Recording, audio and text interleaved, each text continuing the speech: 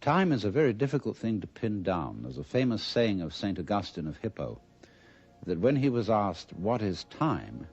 he said, "I know what it is, but when you ask me, I don't." And yet it seems absolutely fundamental to our life. Time is money, we say. I don't have enough time. Time flies. Time drags. And I think we should go into the question of what this is, because in our ordinary common sense, we think of time as a one-way motion from the past, through the present, and on into time the future. Is a social institution and not a physical reality. There is, in other words, no such thing as time in the natural world, the world of stars and waters and mountains and clouds and living organisms. There is such a thing as rhythm. Rhythm of tides, rhythm of biological processes. But time as such is a social institution. So the course of time is really very much like the course of a ship in the ocean. Because here's the ship, you see, and it leaves behind it a wake.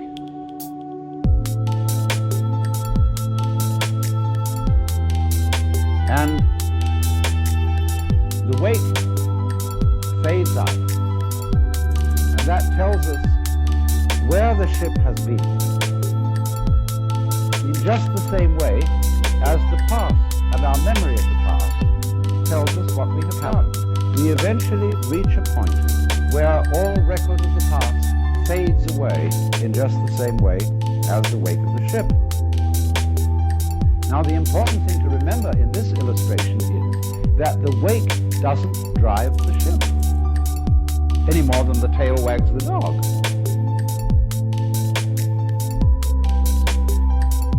So you see, if you insist on being moved, being determined by the past, that's your game. But the fact of the matter is, it all starts right now. I dig it. Why do you dig it? Well, I could go on answering all sorts of questions about human motivation and psychology, but they wouldn't explain a thing, because explaining things by the past is really a refusal to explain them at all. All you're doing is postponing the explanation. You're putting it back and back and back and back, and that explains nothing. What does explain things is the present. Why do you do it now? Now, this is a slight cheat, because that doesn't explain it either. Because what happens now, just as the sound comes out of silence, all this comes out of nowhere. This is in connection with what I explained to you in another talk about the power of nothingness. All life suddenly emerges out of space. Bang, right now. And to ask again, why does it happen, is an unprofitable question. Because the interesting thing is not why, but what. What happens, not why does it happen. I can say, well, I am doing this now because I did that then. And so I am producing for you a continuous line of thought. But actually I'm doing it backwards. I'm doing it always from now and connecting up what I do now with what I did so that you can see a consistent story.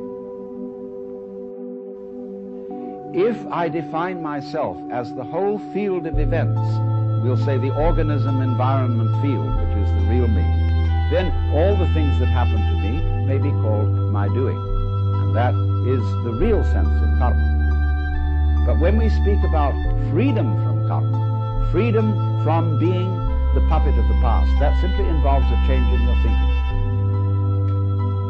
It involves, in other words, you're getting rid of the habit of thought whereby you define yourself as the result of what has gone before, and instead get into the more plausible and more reasonable habit of thought, terms in which you don't define yourself in terms of what you've done before, but in terms of what you're doing now.